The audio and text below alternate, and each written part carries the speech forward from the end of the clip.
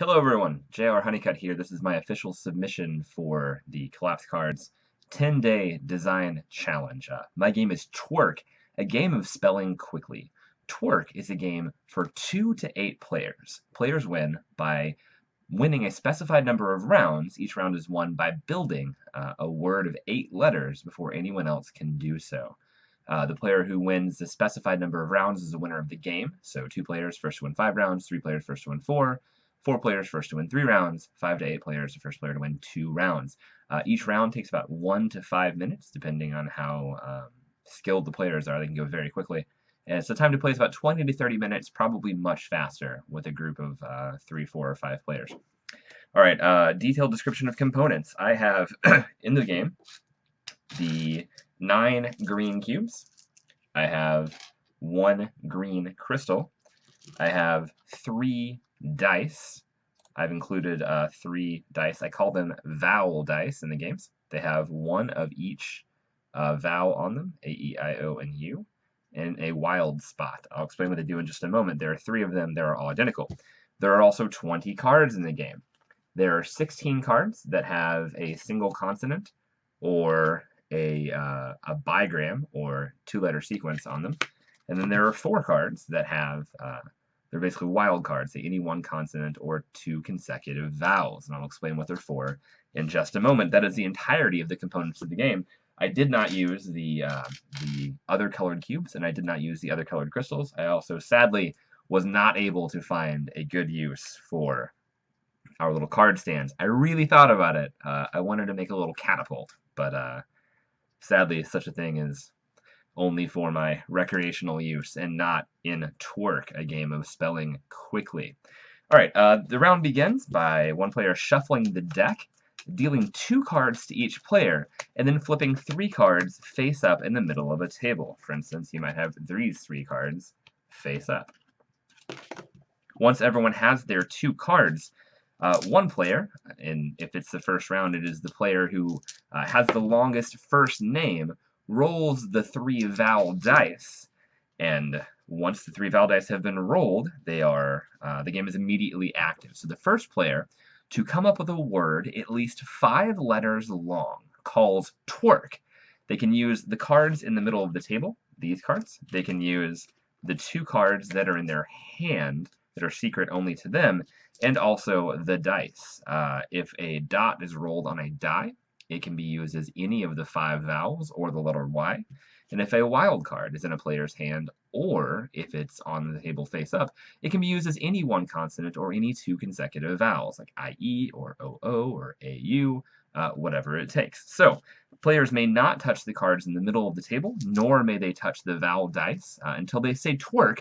They then put cards down, or face up from their hand, and take the cards from the table and the dice and arrange them to make a word as is needed. For instance, the word twerk might be made using the letter T, the letter W, a vowel die for E, the letter R, and a wild for the letter K. As soon as that's done, the first player who's able to play a word of at least 5 letters, that is the minimum in the game, up to 6 or 7 letters, takes the green crystal. I'll explain what the green crystal does in just a moment. As soon as that player plays the word and lays it out, that player flips 1 more card, face up from the deck, and places it in the middle pile. Players now continue to race to create the longest word that they can. The first player to make a word of at least 8 letters immediately wins a round. For advanced play, which happens once you're used to it, you can bump this to 10 letters or 9 letters in the middle. Obviously, increasing the letters makes the game a little harder, makes it take a little longer. Every time that a player comes up with a word longer than the current word that is on the table, that player rearranges the letters to make the word, and then they are the leader. The green crystal, however, stays with the player who first made the first word. Players do not have to use all of the cards in the current word, and they do not have to build off of the current word. They can use any of the face-up cards, including those placed at face-up from another player's hand, in order to build these words. You can see that as players make words and play cards from their hand to help with that, the available number of words increases, as well as the cards that come off the deck each time a word is made. Eventually, someone will make an 8-letter word, or a 10-letter word for advanced play. If this doesn't happen, if everyone agrees that there is no 8-letter word here, the person who played the 7-letter word that is longest, or 6 or 5, wins the round, everything's shuffled up and moves on. One caveat here. The green crystal. I would have liked to have included a 21st card, but it wasn't in our component set. The green crystal represents a wild letter. The person who calls twerk first and plays the first 5-letter word, or longer, takes a green crystal, and for the rest of the round they can use this to represent any one letter when building a word, and only they can use it. So for instance, I might make the word twerk, and then take the green crystal, and then put the green crystal down as an S, so twerks, and now I have a 6-letter word. Nobody else can use it. Nobody could build off that word. If I'd played the word diamond using the crystal for, say, the letter M, nobody could put an S or a wild at the end to make diamonds, because they're not allowed to use my green crystal. Okay. The player who makes the 8-letter word first is the winner. The rounds then reset. Play continues until one person has won the specified number of rounds. These cards, the consonant cards, are special. They can be used either as a single consonant or as a 2-letter sequence called a bigram, I learned while doing research for this, or they can be used as a double letter, as a double consonant, but they have to be next to each other. So for instance, this could be the P to start the word pepper, it could be the ER at the end of the word pepper, or it could be the double P in the middle of the word pepper. Same thing here, it could be a D, a DD, or an ND. So players have choices they have to make about which cards they're going to use and how they're going to use them to make words. And it's a race to build an 8-letter word first. The cubes are used simply to indicate how many rounds you've won, just like in popular games like Love Letter. So when you win a round, you take a cube. Once you hit the right number of cubes, you've won the game. The cards, I have additional prototypes for them, but these ones are the ones that I made, the ones that I'm submitting.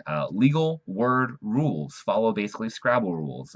No proper names, no places, no abbreviations, no contractions, and it must be a single word with no spaces.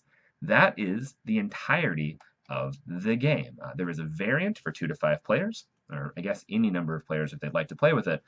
Roll the 3 Val dice first, and then one player who is the dealer starts dealing cards off the top of the deck face up in front of the players. The first player who can create a 5-letter word wins a round. So you can play very quickly. It's almost like a lightning round in the game if you want to play a variant that doesn't require as much setup. That is Twerk, a game of quickly spelling. I'm J.R. Honeycutt. Thank you very much to Jordan and all the other amazing designers. I felt surrounded by brilliance while I'm seeing everyone else tweet and post and talk about what they're doing. It was a huge pleasure to be a part of this.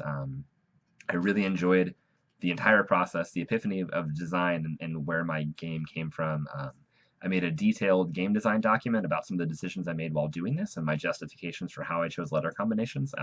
It's in the doobly-doo just below the video link.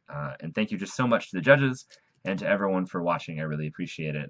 As of right now, I have a deal maybe to publish this game or to kickstart it. I like it that much. It's one of my favorite things I've ever designed. And I would not have done it if it weren't for the constraints of this competition. So thank you, Jordan and friends, for creating just a fantastic competition.